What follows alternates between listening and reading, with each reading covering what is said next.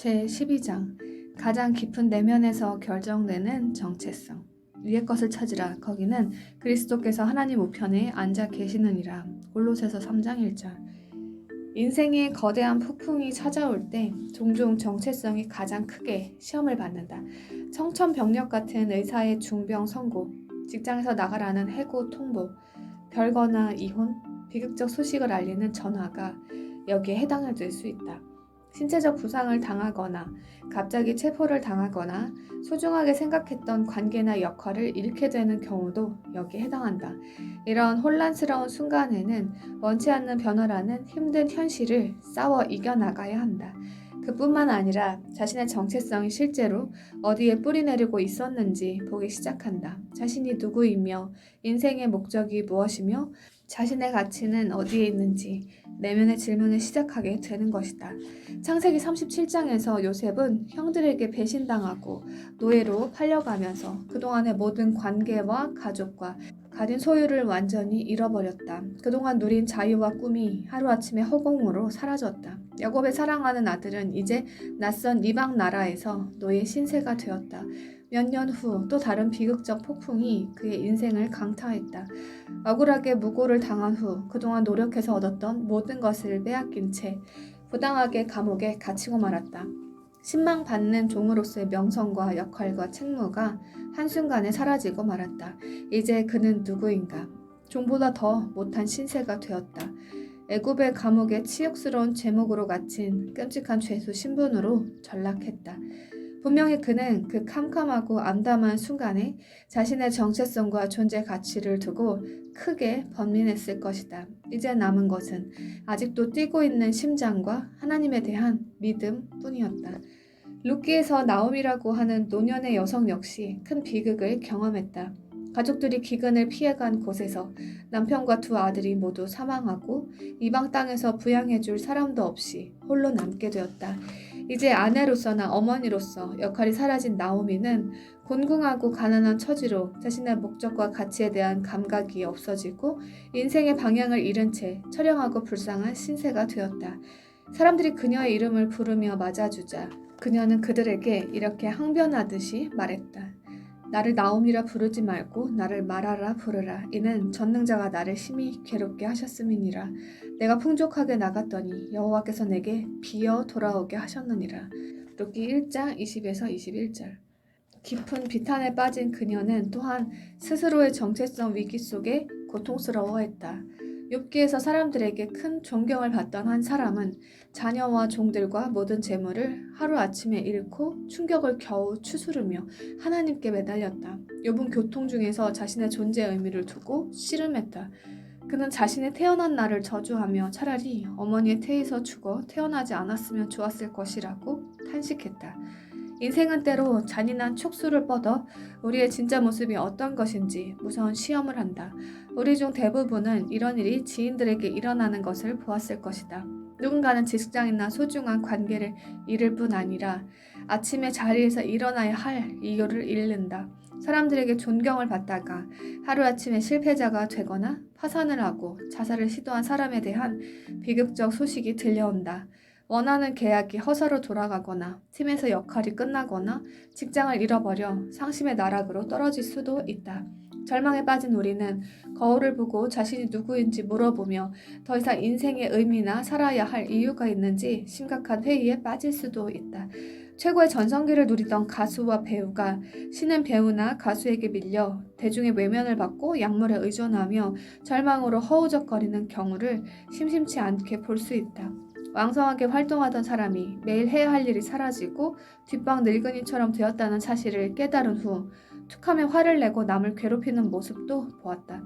남편과 사별하고 다시 살아야 할 희망을 발견하지 못하는 미망인들도 보았다. 죄에 빠져 스스로 자초한 수치를 극복하지 못한 채 망가지는 교인들도 있다. 우리는 어떤가? 지금까지 비극과 상실에 어떻게 반응하였는가? 가혹한 비난이나 거짓 무고에 어떻게 대처하였는가? 기대했던 승진에서 누락되거나 상을 놓치거나 친구에게 배신을 당했던 적은 없는가? 직장을 잃거나 관계가 깨지거나 사랑하는 일을 잃었던 적은 없는가? 그럴 때 어떻게 신실하게 반응하는가? 낙심과 절망으로 힘들었지만 슬픔 중에서도 하나님을 여전히 신뢰하였는가? 아니면 마음이 황폐해져서 극심한 혼란에 시달리며 하나님의 선하심을 의심하고 스스로의 존재 목적과 가치를 의심하였는가? 우리의 기초가 튼튼하지 못할 때 거센 폭풍이 우리를 때린다면 굳건히 서 있지 못할 것이다. 우리 인생과 정체성의 기초를 변하는 것에 두었다면 우리 발을 올가맬 올무를 설치한 셈이나 마찬가지다. 우린 예수님이 가르치신 진리를 다시 기억해야 한다. 흔들리지 않는 토대인 반석 위에 닻을 내리라는 말씀을 기억해야 한다. 이 짧은 인생에서 우리가 소중하게 여기는 모든 것이 언젠가는 시험을 받거나 변화가 생기거나 사라질 것을 알아야 한다.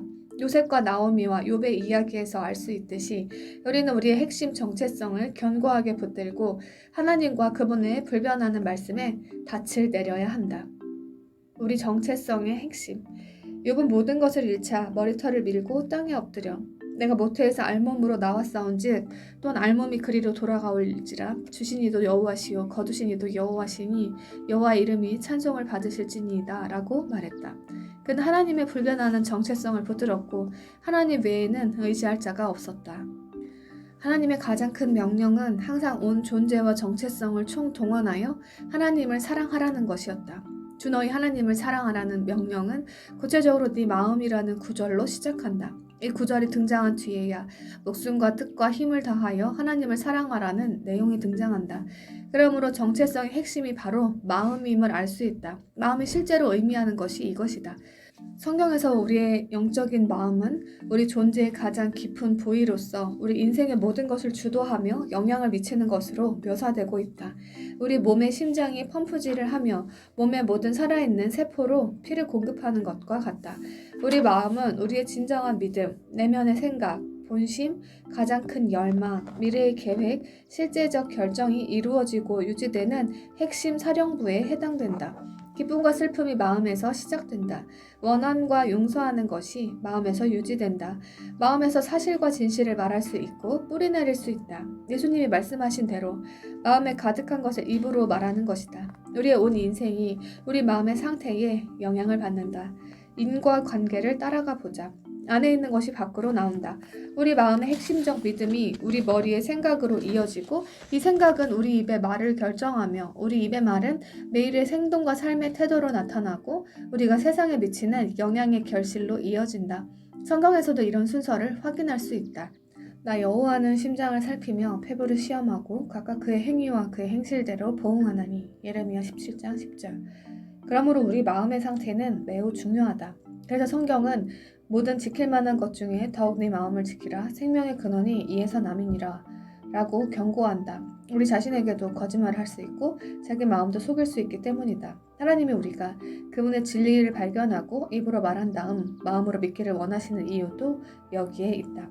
먼저 그분에 대한 진리를 발견하고 다음으로 우리에 대한 진리를 발견하는 것이다. 그러면 어떻게 해야 하는가? 최종적으로 우리 마음에 변화가 일어남으로 가능하다. 마음의 진정한 변화가 일어나야 한다. 성경은 마음이 모든 것에 영향을 미치기 때문에 내면 깊은 곳에서 우리 존재의 핵심 부위에서 변화가 일어나야 한다고 말한다. 하나님이 우리 마음을 변화시켜 주셔야 한다. 단순히 악한 마음을 선하게 하기 위해서가 아니라 죽은 마음을 살리기 위해서다. 우리는 우리 생각이나 행동에 대한 대대적 변화나 받아들이기 싫은 변화를 감내하기보다는 우리 인생을 조금 수정하거나 왜곡하는 편을 좋아한다. 그러나 외적인 행동을 바꾸는 것은 안의 내용물을 바꾸지 않고 포장지만 바꾸는 것에 불과하다. 예수님은 외형만 바꾸어서는 안 된다고 사람들에게 경고하셨다. 나무도 좋고 열매도 좋다 하든지 나무도 좋지 않고 열매도 좋지 않다 하든지 하라. 그 열매로 나무를 아느니라. 마태복음 12장 33절. 우리가 자기 의지적 노력을 성장의 방법이라고 믿고 실천한다면, 다시 말해서 더 열심히 노력하고 훈련하며 더 헌신하는 방법으로 성장한다고 믿는다면 내면의 핵심은 변화되지 않을 것이며 뿌리를 치료하지 않고 열매만 고치는 꼴이 될 것이다. 계속해서 같은 싸움을 수없이 반복하다가 지속적이고 진정한 변화는 보지 못하게 될 것이다. 오직 하나님만이 내면 깊은 곳에서부터 개인의 마음을 변화시켜 주실 수 있으며 우리의 핵심적 정체성을 바꾸어 주실 수 있다. 진정한 구원의 가장 놀라운 혜택 중 하나가 이것이다. 그분이 우리 마음의 실제적인 문제를 고쳐주실 때 새롭게 변화된 우리 정체성은 우리 생각을 바꾸어 주고 우리 입술을 깨끗하게 해주며 우리 습관과 관계를 고쳐주고 하나님의 선하고 온전하며 영원한 뜻을 위해 우리를 축복하고 사용한다. 두 개의 정체성. 욥이 고난 속에서 자신의 태어난 날을 저주하고 있을 때 무대 뒤에서는 그가 생각지도 못한 일이 일어나고 있었다. 실제로 욥은 정체성이 두 가지였다. 하나는 지상에서의 정체성이고 또 하나는 천상에서의 정체성이다. 지상에서 그의 정체성은 모든 방면에서 엄청난 성공을 거둔 사람이었다. 성실한 남편이었고 10명의 자녀들을 사랑하는 아버지였으며 수천 마리의 가축과 많은 종을 거느린 존경받는 부유한 지주였다. 그는 동방 사람 중에 가장 훌륭한 자로 인정을 받고 있었다. 그러나 욥은 천상에도 그의 정체성이 있고 그에 대한 평판이 이루어지고 있음을 모르고 있었다. 하나님은 그를 내 종 욥이라고 부르셨고 그와 같이 온전하고 정직하여 하나님을 경외하며 악에서 떠난 자는 세상에 없느니라고 말씀하셨다. 한 사람에게 두 가지 정체성이 있었다. 비극이 연달아 덮치자 지상에서의 욥의 정체성은 산산이 조각났고 강탈당하고 심각하게 손상되었다. 사탄은 그를 쳐서 10명의 자식들이 하루아침에 죽고 가축과 곡식이 다 빼앗기거나 도난당하고 몸은 욕창으로 엉망이 된 가난하고 절망에 빠진 사람으로 전락하게 만들었다. 그러나 그에게 일어난 모든 일에도 불구하고 하나님은 천상에서의 욥의 정체성은 조금도 달라지지 않았다고 지적하셨다. 그는 여전히 하나님의 사랑과 인정을 받고 있었고 동일한 정체성과 가치와 존재 목적을 가지고 있었다. 그렇다면 이제 물어보자. 이 두 개의 정체성 중 욥의 진짜 정체성은 무엇인가? 지상에서의 정체성인가 아니면 천상의 정체성인가?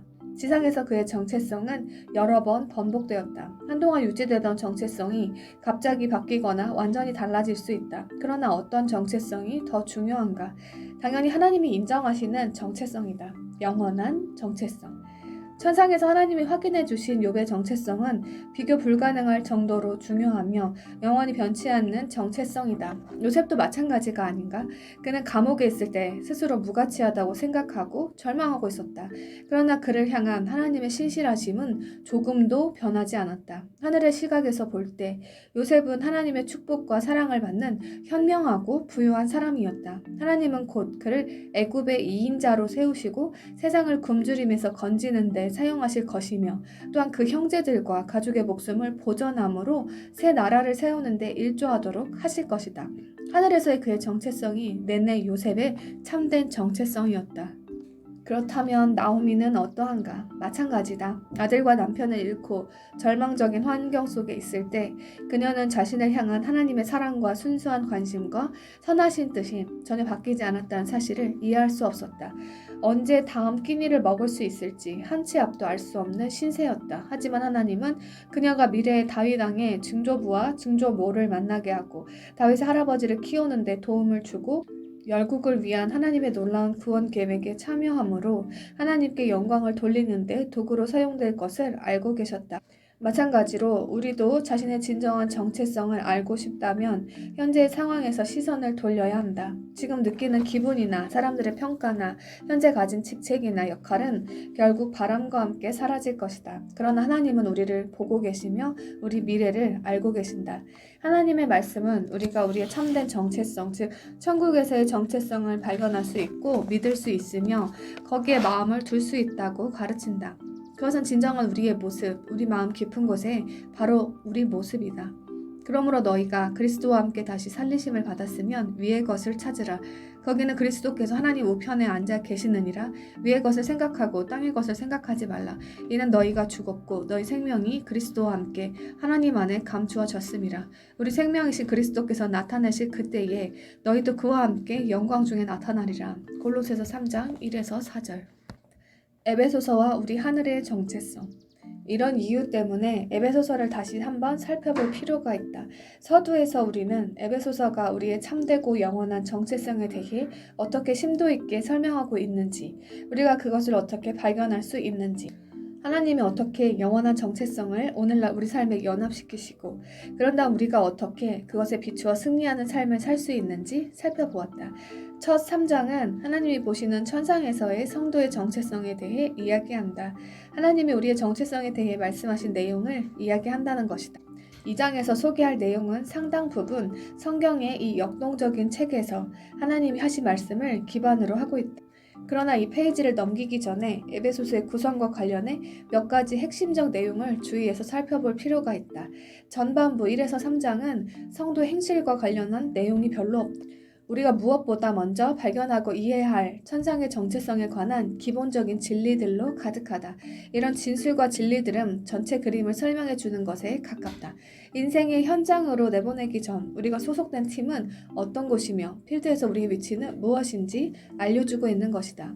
에베소서 후반부 4에서 6장은 강력한 명령 위주로 되어 있다. 이런 명령들은 지상의 일상생활 속에서 진정한 천상의 정체성대로 살아가도록 구체적인 명령과 지시들로 이루어져 있다. 그러므로 전반부의 진술들이 불을 밝힌 후 우리의 정체성과 목적과 가치를 설명해 준다면 후반부의 명령문은 우리의 인생, 다시 말해 우리 생각과 말과 관계와 사명을 그리스도 안에 있는 우리 정체성에 어긋나지 않게 살도록 도와준다. 사람들은 대체로 실제적이고 따르기 쉬운 명령들을 더 선호하는 경향이 있기 때문에 성경의 독자들과 강단 설교자들은 에베소서의 어려운 전반부는 건너뛰고 후반부의 실제적인 적용 부분으로 바로 들어가는 경향이 있다.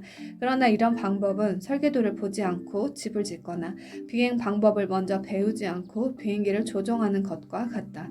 에베소서 첫 3장이 제공하는 교리적 진리라는 기초 없이 매일 상황에 맞게 적용하고 실행하는 것은 매우 어렵거나 실제로 불가능할 것이다. 먼저 자신이 누구이고 하나님은 누구시며 그분이 우리를 위해 어떤 일을 하셨고 우리 자원을 우리가 사용할 수 있는지 전체적인 그림을 파악해야 한다.